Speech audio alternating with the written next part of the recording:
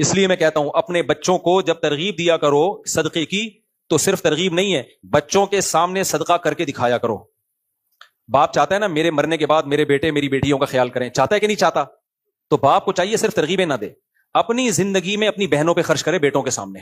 امید کرتا ہوں آپ سب ٹھیک ہوں گے. آج کا جو ویڈیو ہے بہت ہی اہم ہے. بچوں کے سامنے صدقہ کر کر دکھایا کرو، یہ مولانا بول رہے ہیں. تو چلو سنتے ہیں پورا ویڈیو کیا ہے.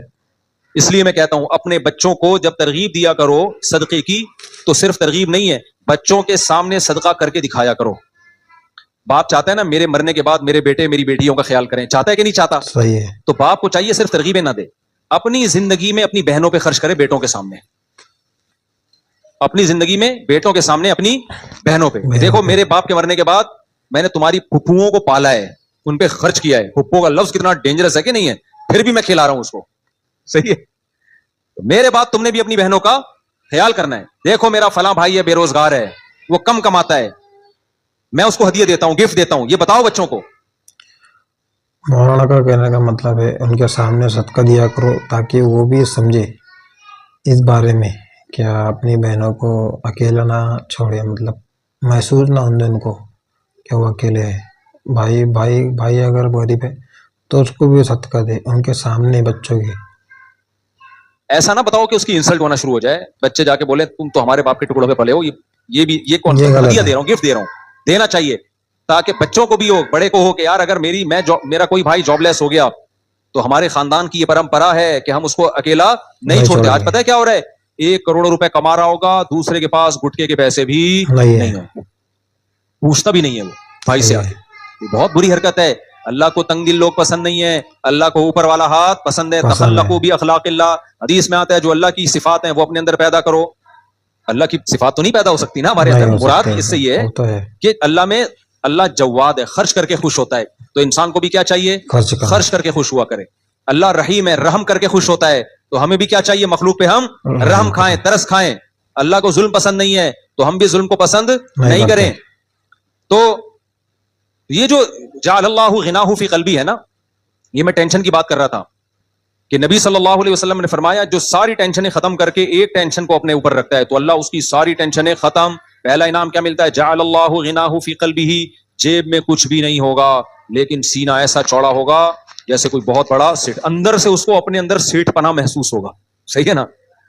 تو اس لیے خوش رہے گا، وہ کہے گا اللہ کا دیا ہمارے پاس بہت کچھ ہے. فرمایا وَجَمَعَ لَهُ شَمْلَهُ، اس کی فکروں کو اللہ سمیٹ دیں گے. اور تیسرا انعام کیا ملے گا، ایسا نہیں ہوگا کہ دنیا نہیں آئے گی اس کے پاس. فرمایا أَتَتْهُ الدُّنْيَا وَهِيَ رَاغِمَةٌ، دنیا آئے گی ناک رگڑتی ہوئی. عزت سے دور بھاگے گا، عزت بھی ملے گی. پیسے سے دور، غلط طریقے سے پیسہ، لالچ والے پیسے سے دور بھاگے گا لیکن پیسہ اس کے پیچھے پیچھے بھاگے گا، ذلیل ہو کے آئے گا پیسہ.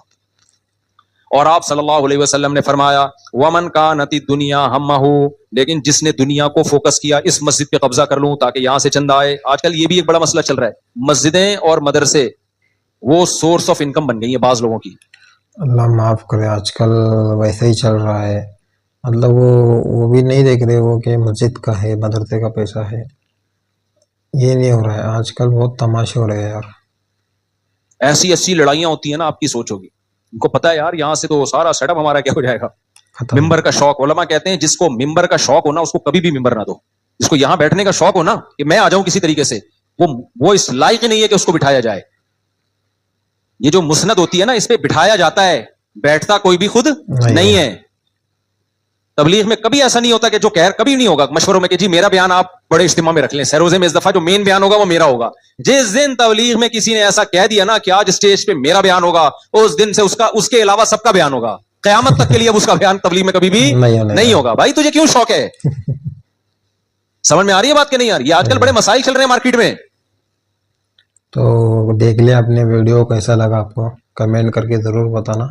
اور میرے سے کچھ غلطی ہوئی ہے سمجھانے میں، بولنے میں، تو مجھے معاف کرنا. تو بہت ہی پیارا ویڈیو ہے، اس ویڈیو کو شیئر ضرور کرنا آپ نے. اور کچھ سیکھ گئے ہوں گے آپ لوگ، اپنے بچوں کو بھی بتانا اور ان کے سامنے صدقہ دوسروں کے سامنے مطلب دینا تاکہ وہ بھی دیکھے نہیں ہم بھی دیں گے مطلب دوسروں کو صدقہ ایسا، بھائی کو بہن کو. اور مولانا نے یہ بھی بتایا ہے اپنی بہن کو اکیلا محسوس نہ ہونے دے، اس کی بھی مدد کرے. ٹھیک ہے, تو چلو ملتے ہیں نیکسٹ ویڈیو میں.